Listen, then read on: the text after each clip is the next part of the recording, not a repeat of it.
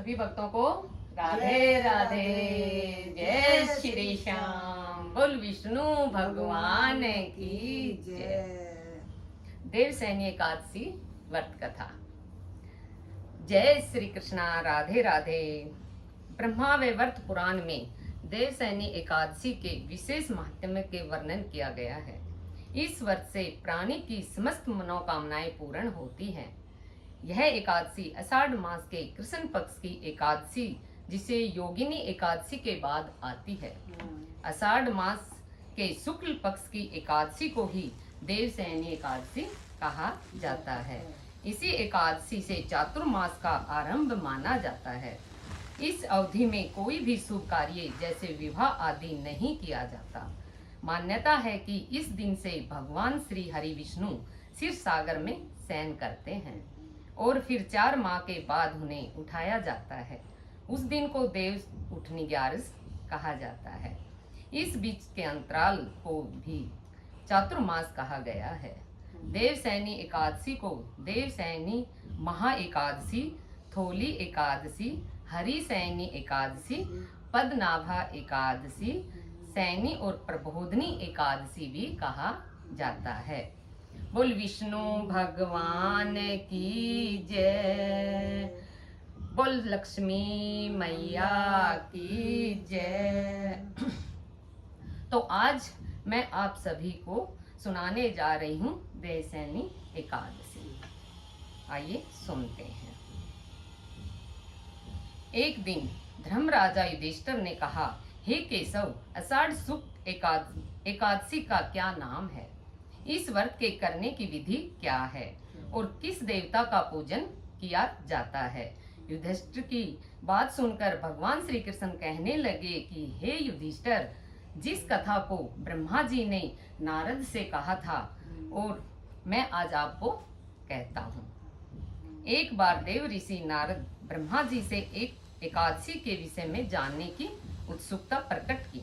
तब ब्रह्मा जी ने उन्हें बताया, सतयुग में मानधाता नाम का एक चक्रवर्ती सम्राट राज्य करते थे।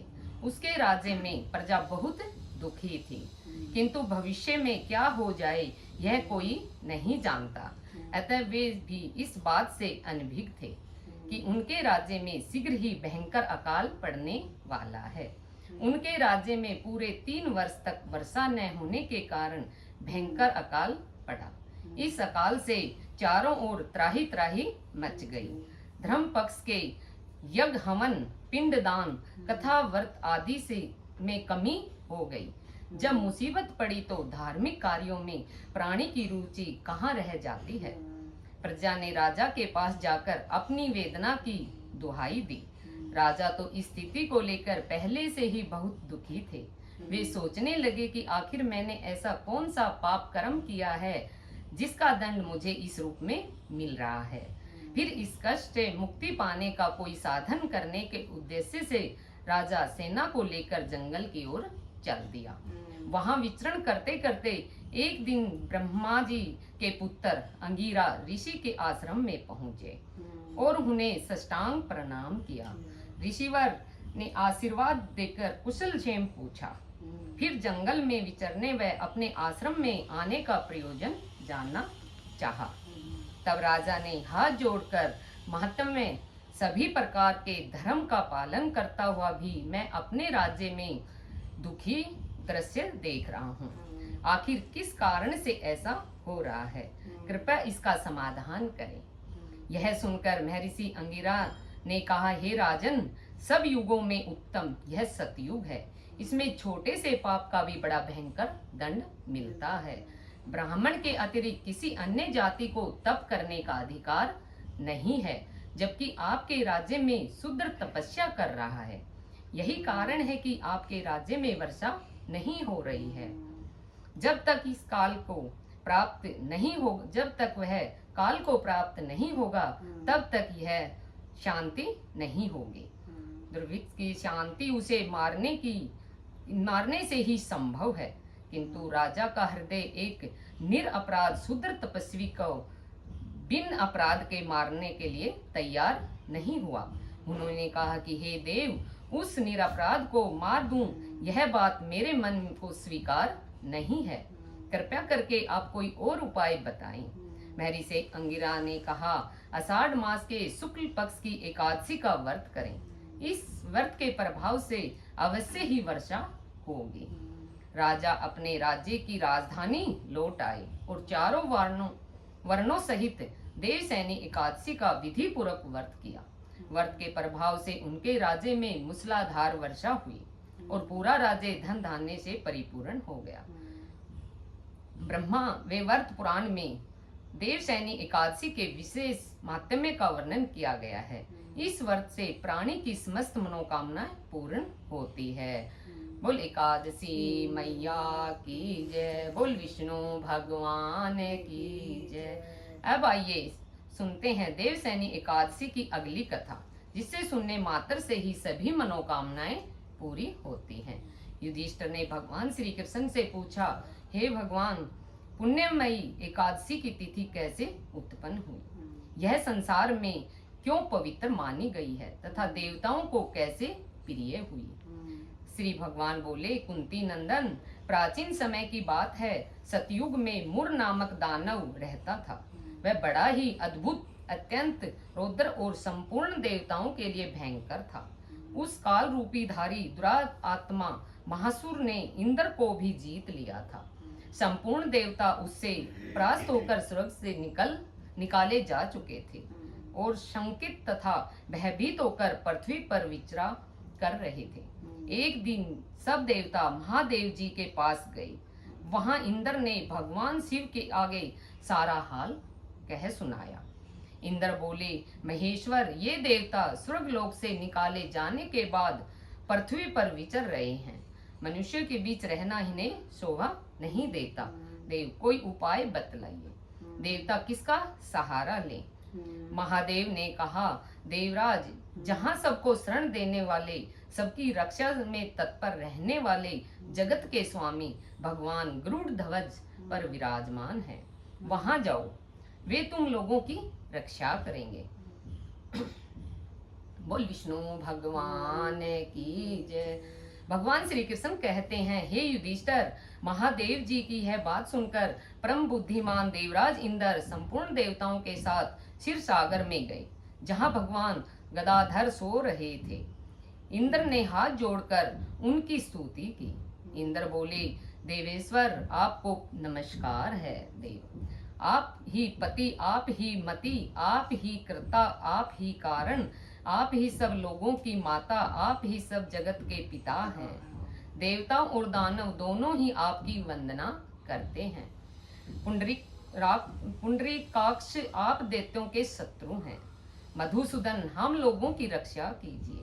प्रभु जगन्नाथ, अत्यंत उग्र स्वभाव वाले महाबली मुर नामक दैत्य ने इस संपूर्ण देवताओं को जीतकर स्वर्ग से बाहर निकाल दिया है।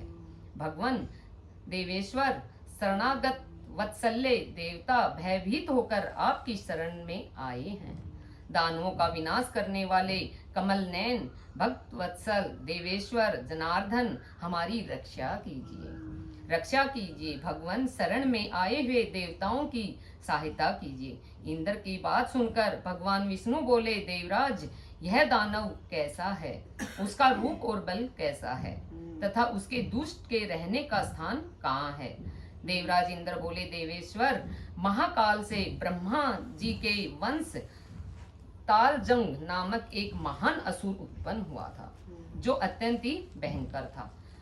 उसका पुत्र मुर नामक दानव विख्यात है। वह भी अत्यंत ही उत्कट है, महापराक्रमी और देवताओं के लिए भयंकर है। चंद्रावती नाम से प्रसिद्ध एक नगरी में उसी में स्थान बनाकर वह निवास करता है। उस दैत्य ने समस्त देवताओं को परास्त करके उन्हें स्वर्गलोक से बाहर निकाल दिया है। उसने एक दूसरे ही इंद्र को स्वर्ग के सिंहासन पर बैठाया है। अग्नि, चंद्रमा, सूर्य, वायु, वरुण भी उसने दूसरे ही बनाए हैं। जनार्दन, मैं सच्ची बात बता रहा हूँ, उसने सब कोई दूसरे ही कर लिए हैं। देवताओं को तो उसने उनके प्रत्येक स्थान से वंचित कर दिया है। इंद्र की यह बात सुनकर भगवान जनार्दन को बड़ा क्रोध आया। उन्होंने देवताओं को साथ लेकर चंद्रावती नगरी में प्रवेश किया। भगवान गदाधर ने देखा कि दैत्यराज बारंबार गर्जना कर रहा है और उससे परास्त होकर संपूर्ण देवता दसों दिशाओं में भाग रहे हैं। बोल विष्णु भगवान की जय। अब वह दानव भगवान विष्णु को देखकर बोला खड़ा रह गया। उसकी यह ललकार सुनकर भगवान के नेत्र क्रोध से लाल हो गई। वे बोले, अरे दुराचारी दानव, मेरी इन भुजाओं को देख। यह कहकर श्री हरि विष्णु ने अपने दिव्य बाणों से सामने आए वे दुष्ट दानवों को मारना आरंभ किया। दानव भय से विहल हो उठे। पांडु नंदन तत्पश्चात विष्णु भगवान ने दैत्य सेना पर चक्र का प्रहार किया। उनसे छिन छिन होकर सैकड़ों योद्धा मौत के मुख में चले गए। इसके बाद भगवान मधुसूदन बद्रिका आश्रम में चले गए। वहां सिंहावती नाम की गुफा थी जो 12 योजना लंबी थी। उस गुफा में एक ही दरवाजा था। भगवान विष्णु उसी में सो रहे थे। यह दानव मुर भगवान को मार डालने के उद्देश्य से उसके पीछे पीछे भाग रहा था। अतः उसने उसी गुफा में प्रवेश किया। वहां भगवान को सोते देख उसे बड़ा हर्ष हुआ। उसने सोचा, दानवों को भय देने वाला देवता है, अतः यह निसंदेह इसे मार डालूंगा। दानव के इस प्रकार विचार करते ही भगवान विष्णु के शरीर में एक कन्या प्रकट हुई जो बड़ी ही रूपवती, सौभाग्यशालिनी तथा दिव्य अस्त्र शस्त्रों से सुसज्जित थी। वह भगवान के तेज के अंश से उत्पन्न हुई थी। उसका बल और पराक्रम महान था। दानवराज मुर ने उस कन्या को देखा। कन्या ने युद्ध का विचार करके दानव के साथ युद्ध के लिए याचना की। युद्ध छिड़ गया। कन्या सब प्रकार की युद्ध कला में निपुण थी। वह मुर नामक महान असुर के हुंकार मात्र से राख का ढेर हो गया। दानव के मारे जाने पर भगवान जाग उठे।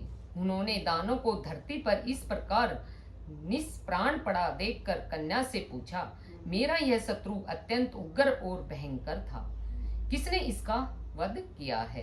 कन्या बोली, स्वामिनी, आपके प्रसाद से मैंने इसे महादैत्य का वध किया है। श्री भगवान ने कहा, कल्याणी, तुम्हारे इस कर्म से तीनों लोकों के मुनि और देवता आनंदित हुए हैं। अब तुम्हारे मन में जैसी इच्छा हो उसके अनुसार मुझसे कोई वर मांग लो। इसमें तनिक भी संदेह नहीं है। वह कन्या साक्षात एकादशी ही थी। बोल एकादशी मैया की जय। कन्या ने कहा, प्रभु, यदि आप प्रसन्न हैं तो मैं आपकी कृपा से सब तीर्थों में प्रधान, समस्त गुणों का नाश करने वाले, सब प्रकार की सिद्धि देने वाले देवी हूँ। जो लोग आपकी भक्ति रखते हुए मेरे दिन को उपवास करेंगे उन्हें सब प्रकार की सिद्धि प्राप्त हो। जो लोग उपवास करके मेरे व्रत का पालन करें उन्हें आप धन धर्म मोक्ष प्रदान कीजिए। श्री विष्णु भगवान बोले, कल्याणी, तुम जो कुछ कहती हो वो सब पूर्ण होगा। बोल विष्णु भगवान की जय। भगवान श्री कृष्ण कहते हैं, हे युधिष्ठिर, ऐसा वर पाकर महाव्रता एकादशी बहुत प्रसन्न हुई। दोनों पक्षों की एकादशी समान रूप से कल्याण करने वाली है। इसमें शुक्ल और कृष्ण पक्ष का भेद नहीं करना चाहिए। यदि उदयकाल में थोड़ी सी एकादशी, मध्य में पूरी एकादशी और अंत में किंचित त्रयोदशी हो तो यह त्रिस्पर्शा एकादशी कहलाती है। यह भगवान को बहुत ही प्रिय है। यदि एक त्रिस्पर्शा एकादशी को उपवास कर लिया जाए तो यदि एक त्रिस्पर्शा एकादशी का उपवास किया जाए तो 1000 एकादशी व्रतों का फल प्राप्त होता है तथा इसी प्रकार द्वादशी के पारण करने पर 1000 गुना फल मिलता है। अष्टमी, एकादशी, षष्ठी, तृतीया, चतुर्थी ये यदि पूर्ण तिथि से विविध हो तो उनमें व्रत नहीं करना चाहिए। परिवर्तनीय तिथि में युक्त होने पर ही उसने उपवास का विधान है।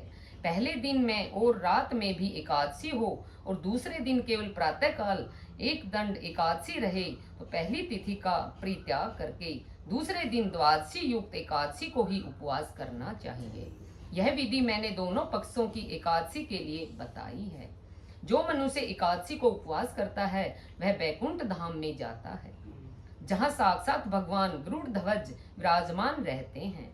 जो मानव हर समय एकादशी के महात्म का पाठ करता है उसे 1000 गोदान के पुण्य का फल प्राप्त होता है।